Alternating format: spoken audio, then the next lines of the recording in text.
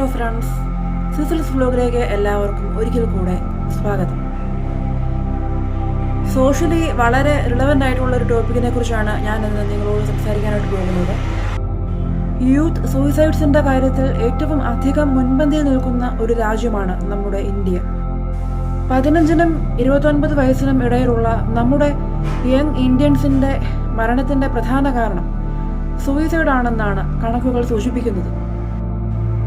National crime records ബ്യൂറോയുടെ കണക്കുകൾ പ്രകാരം 34 വിദ്യാർത്ഥികളാണ് 2020 തങ്ങളുടെ ജീവിതം അവസാനിപ്പിച്ചത്. ഇക്കഴിഞ്ഞ ഡെക്കേഡിലാണ് ഏറ്റവും അധികം സ്റ്റുഡൻറ് സൂയിസൈഡുകൾ ഇന്ത്യയിൽ റിപ്പോർട്ട് ചെയ്തത്. ആൺകുട്ടികൾ പെൺകുട്ടികളെക്കാൾ കൂടുതലായി ഈ കൃത്യം ചെയ്യുന്നു. ഇതിൽ ലാസ്റ്റ് 2 ഇയേഴ്സിലാണ് ഏറ്റവും അധികം സൂയിസൈഡ്സ് ഇവിടെ നടന്നത്.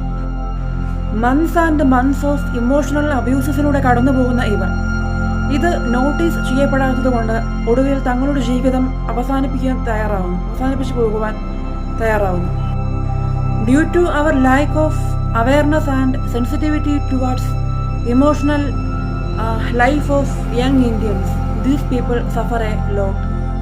ഒരു പ്രമുഖ എഡ്യൂക്കേഷണൽ ഇൻസ്റ്റിറ്റ്യൂട്ടിൻ്റെ ഡീൻ പറഞ്ഞത്, കുട്ടികളുടെ ഈ ആത്മഹത്യാ പ്രവണത, ഈ സൂയിസൈഡൽ ടെൻഡൻസി തങ്ങളുടെ ഒരു മേജർ കൺസേൺ ആണെന്നും ഈ ടെൻഡൻസി നേരത്തെ കണ്ടറിഞ്ഞ് അതിനു വേണ്ട ഇൻ്റർവെൻഷൻസ് എടുക്കേണ്ടത് അത്യാവശ്യമാണെന്നും അദ്ദേഹം പറഞ്ഞു. വിദ്യാർത്ഥികളുടെ മെൻ്റൽ ഹെൽത്തിന് പ്രയോറിറ്റി കൊടുക്കണം. റീസെൻ്റായിട്ട് നടന്ന പല സൂയിസൈഡ്സിൻ്റെയും കാരണമായി കാസ്റ്റ് ഇഷ്യൂസ് പറയപ്പെടുന്നുണ്ട്. മെൻ്റൽ ഇൽനെസ്സസ് മാത്രമല്ല ഈ സൂയിസൈഡ്സിൻ്റെ കാരണം. ഫിനാൻഷ്യൽ ബേർഡൻ മൂലം ആത്മഹത്യ ചെയ്യുന്ന ഫാർമേഴ്സിൻ്റെ കഥ നാം മാധ്യമങ്ങളിൽ കാണുന്നുണ്ടല്ലോ. സ്റ്റുഡൻസിൻ്റെ ഇടയിൽ അക്കാഡമിക് പ്രഷറും അതുപോലെ തന്നെ റിലേഷൻഷിപ്പ് ബ്രേക്കും സൈബർ ബുള്ളിയിങ്, പരീക്ഷകളിലെ തോൽവി തുടങ്ങിയവ ഈ സൂയിസൈഡൽ ബിഹേവിയറിന് കാരണമാകുന്നു. ഇത്തരത്തിലുള്ള എക്സ്പീരിയൻസസ് പലതരത്തിലുള്ള മെൻ്റൽ ഇൽനെസ്സസിനും കാരണമാകുന്നുണ്ട്. രാജസ്ഥാനിലെ കോട്ടയിൽ IIT നീറ്റ് പരീക്ഷയിൽ എൻട്രൻസ് കോച്ചിങ്ങിന് ചേർന്ന 23 വിദ്യാർത്ഥികളാണ് 2023 ആത്മഹത്യ ചെയ്തത്. മോഡേൺ സോഷ്യൽ സയൻസിന്റെ പിതാവെന്നറിയപ്പെടുന്ന ദുർഖയും പറയുന്നത്, ആത്മഹത്യ ഒരു വ്യക്തിഗത തീരുമാനമാണെങ്കിലും അതിന് വഴിയൊരുക്കുന്നത് സമൂഹമാണെന്നാണ്. സമൂഹത്തിനൊപ്പം മുൻപോട്ട് പോകുവാൻ സാധിക്കാത്തതാണ് ഇതിന് ഒരു കാരണം. കൂടാതെ വ്യക്തിജീവിതത്തിലെ പല ഇൻസിഡൻസ്, സാഹചര്യങ്ങൾ, സ്ട്രെസ് തുടങ്ങിയവ ഇതിലേക്ക് നയിക്കുന്നു. രാജ്യത്തെ മെഡിക്കൽ വിദ്യാർത്ഥികളുടെ ഇടയിലും സൂയിസൈഡ്സ് റേറ്റ് വർദ്ധിക്കുന്നു. ഹൈദരാബാദിലെ നാഷണൽ യൂണിവേഴ്സിറ്റിയിൽ ജാതീയ വിവേചനം മൂലം ആത്മഹത്യ ചെയ്ത ദളിത് വിദ്യാർത്ഥിയുടെ ചിത്രവും നമ്മുടെ മനസ്സിൽ തെളിയുന്നുണ്ട്. After covid outbreak in 2020, a series of mental health issues raised among all communities.